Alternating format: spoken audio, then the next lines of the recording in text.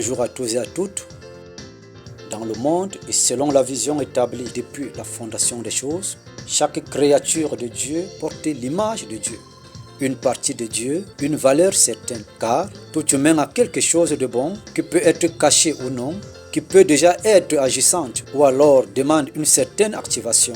En bref, une créature attachée au Créateur a la capacité de devenir, de faire valoir ou alors faire paraître le bon qui est caché et changer l'atmosphère, la société ou alors la zone occupée.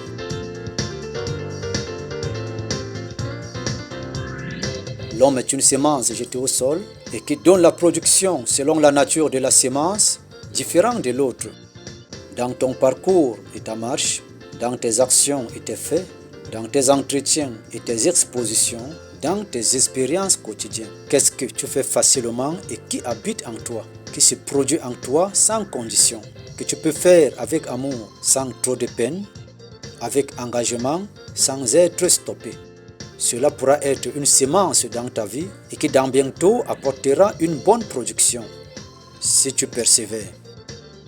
C'est une bonne matière cachée en toi derrière ces actions que tu poses, auxquelles tu seras révélé aux hommes, à la société dans bientôt, si tu persévères.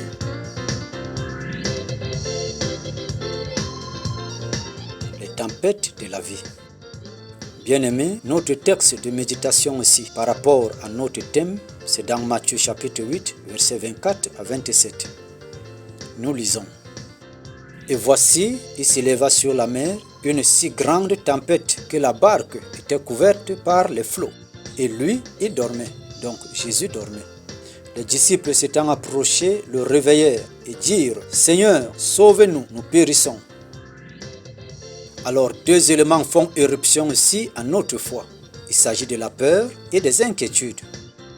Bien-aimé, un conseil, ne prie pas parce que tu as peur ou même sous la pression des inquiétudes, car ces deux éléments risqueront de prendre la place de la foi et empêcher l'exaucement.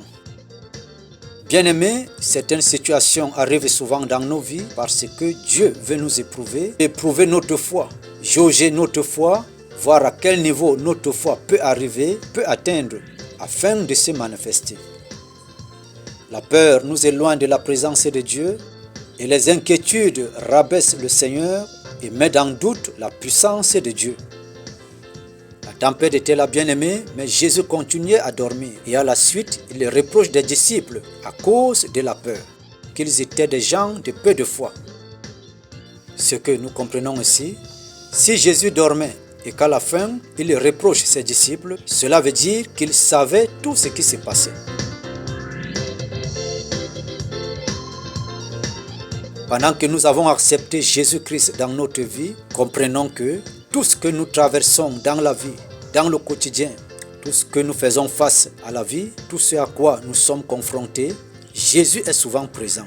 Même s'il ne réagit pas, il voit et il comprend. Au lieu donc de le rappeler, « Seigneur, ne vois pas ce que je traverse, ce que je vis, pourquoi tu ne réagis pas ?» Plutôt bien-aimés, élevons et gardons la foi. Laissons notre foi parler beaucoup plus que de rappeler à Jésus notre condition. Le temps de Dieu est le meilleur. Il peut toujours agir. Jésus est toujours présent. Il est toujours avec nous. C'est un ami fidèle. Lorsque tu gardes ta fidélité, il ne t'abandonnera jamais. Même à la dernière minute, il changera l'impossible au possible. Jésus-Christ est vivant. La gloire revient à lui seul et à lui seul. Amen.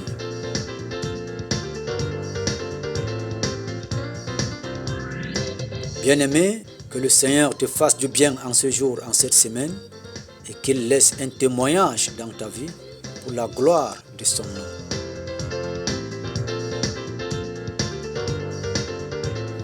L'émission et le temps, la grâce infinie en abondance. Alors communique la grâce à ton prochain et le Seigneur se souviendra de toi. Dieu est bon, au nom de Jésus-Christ. Retrouvez-nous bien-aimés dans nos pages de Facebook, YouTube, puis édifions-nous quotidiennement. Le Seigneur est glorifié. Au nom de Jésus-Christ, Amen.